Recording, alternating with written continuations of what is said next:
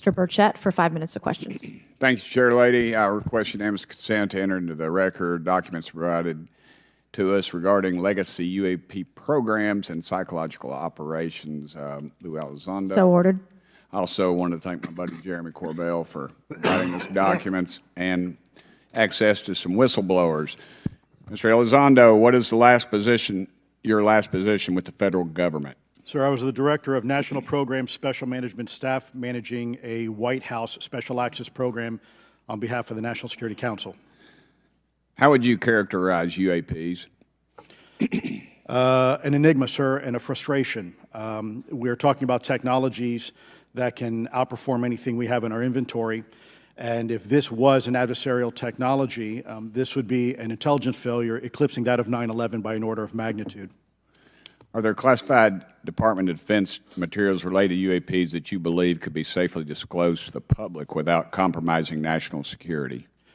Yes, sir, I do. I would never, ever try to endorse providing some sort of information that could compromise what we call a blue force technology or capability.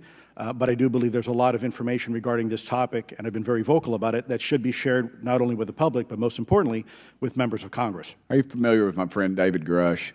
Absolutely, sir. I had the privilege and honor of working with him myself several years ago at U.S. Space Force. Last year, as you know, he testified that the U.S. has run a multi-decade UAP crash retrieval and reverse engineering program. Would you agree with that? Yes, sir. Are there UAP programs operating without proper congressional oversight? 100%. What are they? Unfortunately, sir, I would have to have that conversation in a closed session. I know you said that, and a lot of people are frustrated with those kind of answers, but we're asking those kind of questions so you all know what the heck we're up against.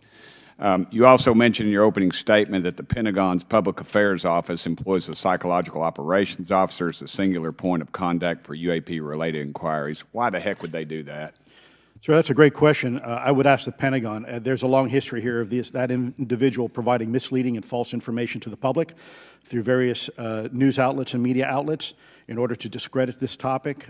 I've personally been victim to it. We have the documentation to substantiate where this information has been absolutely inaccurate, that has been provided time and time again, and it turns out that that individual was also working with former leadership of Aero at the time as well. And we punish them by giving them multi-million dollars more than they ask for every year. Admiral Gallaudet, you mentioned in your opening statement on an email you received from the operations officer of the Fleet Forces Command regarding unknown objects almost colliding with U.S. military planes. Did anyone respond with knowledge of what the objects were? I received no response, sir. Did the exercise get canceled? The exercise did not get canceled. Why do you think the commander of Fleet Forces operations officer never discussed the incident again?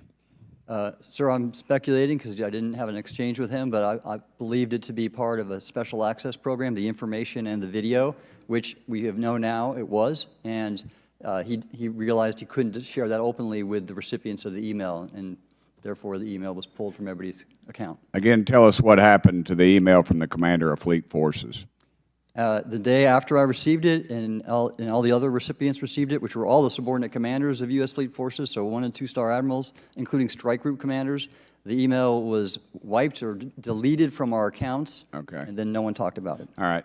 Have you specifically had any experience with submersible objects?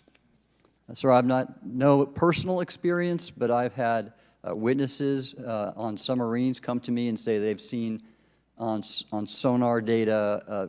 Correct. Okay. Yeah, how would USOs. you characterize those, and how do they move? The one instance that was revealed to me was in the 80s on a nuclear-powered submarine, a ballistic missile submarine, that the object exhibited the characteristics of a Russian torpedo in terms of its speed of movement and closing rate with the submarine, and then it slowed and followed the submarine slowly in its wake for a period of minutes, and then rapidly exited the scene. And nothing that we know of and technology-wise could replicate that. And the speed of these objects was faster than anything that we have or anybody else has that would be manned. Is that correct? It was on the order Underwater. of a torpedo. So Yes, sir. Yes, sir. But as it exited, Well, I don't exactly know how fast a torpedo is, but I expect it does better than my old outboard Scott Atwater, so I'll take that as a yes. Yes, okay. sir. Have you experienced any experience with the All-Domain Anomaly Resolution Office, ARROW? Yes, Congressman, as I mentioned previously, I have met with them. Okay. You heard Mr. Elizondo describe psychological operations for those contacting the Department of Defense about UAPs. You mentioned a similar influence operation by ARROW. Why are federal agencies invested in running information operations about UAPs if they do not exist? Yes, sir. But I'll make a statement on ARROW's behalf. They have new leadership. The office has reached out to me to meet again, and I take that as a good faith effort, and we'll see where that goes. Thank you, Chair Lady. I've run over. Thank you. Thank you, Mr. Tennessee. I would now like to recognize